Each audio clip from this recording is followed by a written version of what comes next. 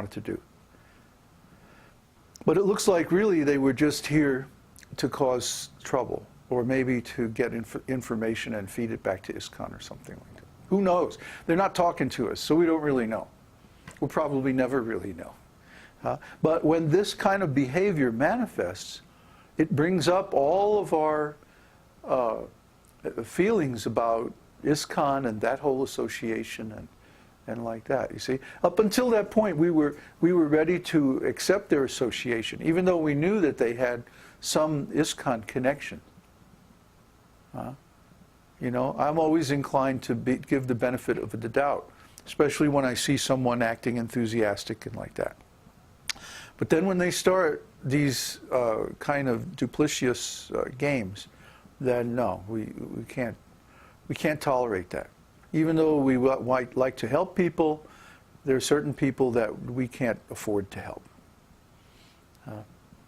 So I hope if you hear anything about this, or if these devotees contact you or try to disturb you, that you'll get in touch with me. Because that's the thing that they didn't do. See, they didn't get in touch with me and straighten out whatever issue it was. And so that led to serious problems. Communication is the thing that heals problems. And if there's a problem and you don't communicate, that says to me that you don't want to really solve the problem. So we don't need people like that around. We have enough to do to deal with the people who are sincere and who are actually surrendered. We have more than enough to do just to help those people. And so if there's other people coming around that aren't so sincere, it just wastes everyone's time.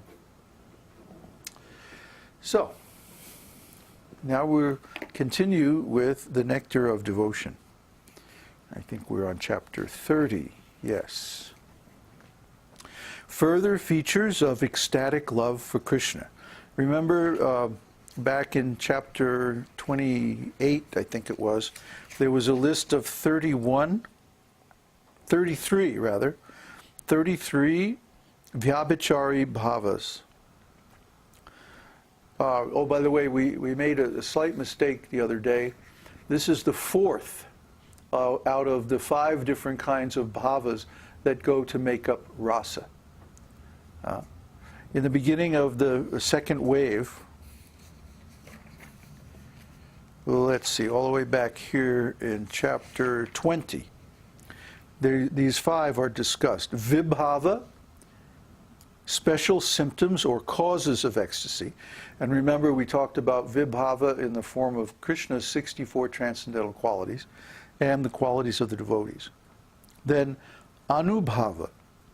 Anubhava are the subsequent results of these causes of devotional service. So when a devotee is seen to chant, dance, get all excited, do lots of devotional service very enthusiastically, hear about the scriptures and so on, surrender to the spiritual master and like that, we can understand these enthusiastic activities are the result of being attracted. So anubhava means subsequent symptoms of ecstasy. And then sattvika bhava, existential ecstasy. Existential ecstasy means ecstatic symptoms, like tears in the eyes, quivering of the body, faltering of the voice, and so on. Finally, or not finally, but then next there's vyābhicārī-bhāvas, and the vyābhicārī-bhāvas are what we're studying now. So far we've studied, I don't know, up to maybe the first 11 or 12 of them, up through madness.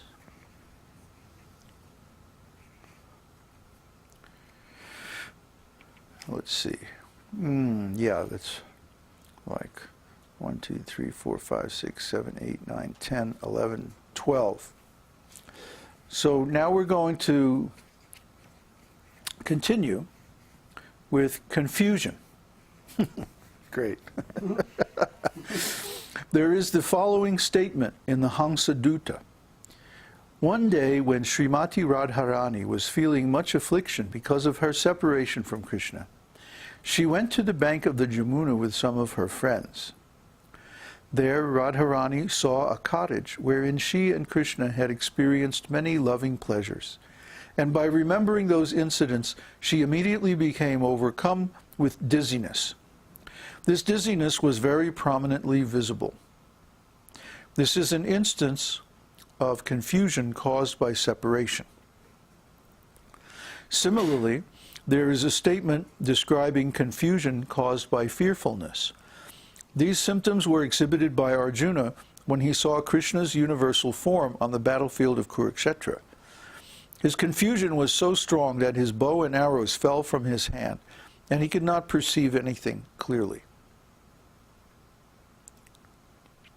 So confusion can be caused by being overwhelmed in general. Our mind and senses are very limited and fragile. And of course Krishna is unlimited and he's very strong. So when Krishna manifests his universal form, Arjuna just can't deal with it.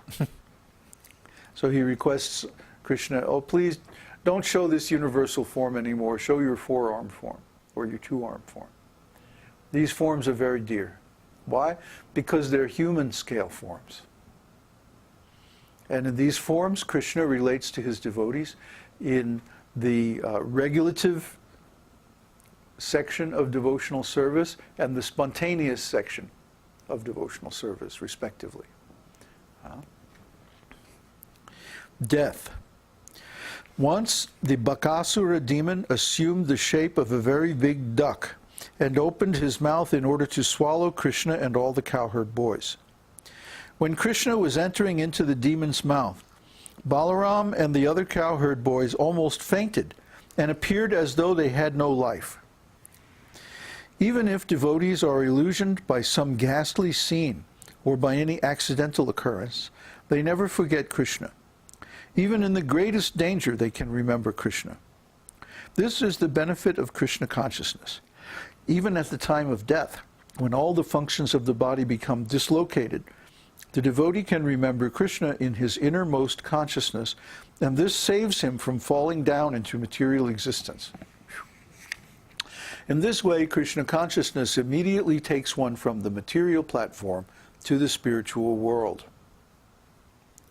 In this connection, there is a statement about persons who died at Mathura. These persons had a slight breathing exhilaration. Their eyes were wide open. The colors of their bodies were changed, and they began to utter the holy name of Krishna. In this condition, they gave up their material bodies. These symptoms are prior manifestations of death. I think he means slight breathing exhalation. Okay. As we talked often about how this book was a very early product of Srila Prabhupada and his editors, and at that time the editors especially were not very learned or conversant with our philosophy, and there are many mistakes as a result. But it's still a very valuable book. Laziness. When, because of self-satisfaction or dislike of excessive labor, a person does not perform his duty in spite of having the energy, he is called lazy. This laziness also is manifested in ecstatic love of Krishna. For example, when some Brahmanas were requested by Nanda Maharaj to circumambulate Govardhan Hill, they told him that they were more interested in offering benedictions than in circumambulating Govardhan. This is an instance of laziness caused by self-satisfaction. Once when Krishna, along with his cowherd boyfriends, was having a mock battle, Subala showed symptoms of fatigue. Krishna immediately told his other friends, "Subala is feeling too fatigued from mock fighting with me, so please do not disturb him anymore by inviting him to fight." This is an instance of laziness caused by dislike of excessive labor. inertness. In the 10th canto, 21st chapter, verse 13 of Śrīmad-Bhāgavatam, there is an appreciation by the gopis of the inertia of the cows in Vrindavan. The gopis saw that the cows were hearing the sweet songs vibrated by Krishna's flute and were appearing to be drinking the nectar of these transcendental sounds. The calves were stunned, and they forgot to drink the milk from the milk bags of the cows. Their eyes seemed to be embracing Krishna, and there were tears in their eyes. This is an instance of inertia resulting from hearing the transcendental vibration of Krishna's flute. When Laksmi became disturbed upon hearing words against Krishna, she remained inert and did not move her eyelids. This is another example of inertia caused by hearing.